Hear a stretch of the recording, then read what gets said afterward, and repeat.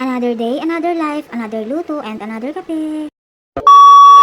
Hello! It's our third day of vacation here in Imus, Cavite. And for today's video, wala naman po tayong ganap, as in, normal days lang po tayo. And kamusta naman kayo dyan? Sana okay lang kayo. Dito kasi medyo makulimlim na naman. And tara, samahan niyo ako mag-prepare ng ating breakfast. Tamang painit nga lang tayo ng puto kasi favorite ito ni Chuchay. And hindi nga mawawala sa atin ang kape. And habang nagkakape nga tayo, ay required talagang matulala. At nag-iisip talaga kung anong iluluto ngayong ulam. Meron pa nga kami dito ng dahon ng ampalaya na bigay ni nanay galing ng Pangasinan. At sabi nga nila, kapag makulimlim at medyo tag-ulan na nga, ay naku, magpa-blood ka na daw ng balatong ba?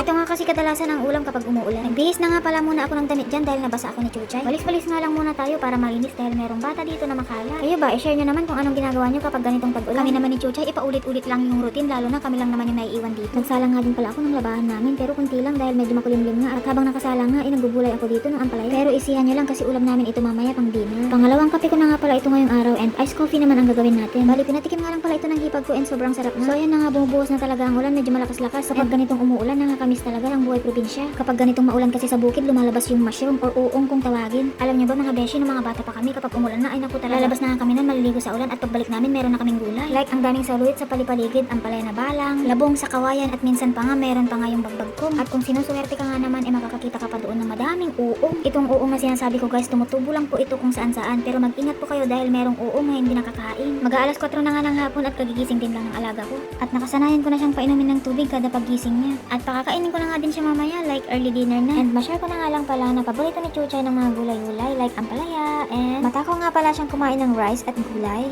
At itong batang ito ay ayaw sa soft drinks, like kapag nakikita niya umiinom kami ng soft drinks, iayaw niya talaga, lumalayo na lang siya. Super matakaw nga din pala siya sa tubig. And sa mga nagtatanong po kung anong vitamins po ni Chuchay, ascorbic acid lang po plus zinc. Habang nanonood nga kami at pinapakain ko si Chuchay, dumating na pala itong inaantay kong parcel. O diba, kita niyo naman sa labas medyo madilim na. Actually maulan-ulan pa nga at kawawa naman si Kuya Rider na nakakapote. Pagbukas ko nga nitong parcel ay alam ko na damit ito ni Chuchay. Ito na lang kasi talaga ang kasiyahan ko, ang ibilan si Chuchay ng mga gamit-gamit kahit wala akong mabiling gamit. Kanya naman talaga kapag nanay ka na, diba? Uluto na itong munggo, tara kain na, salamat!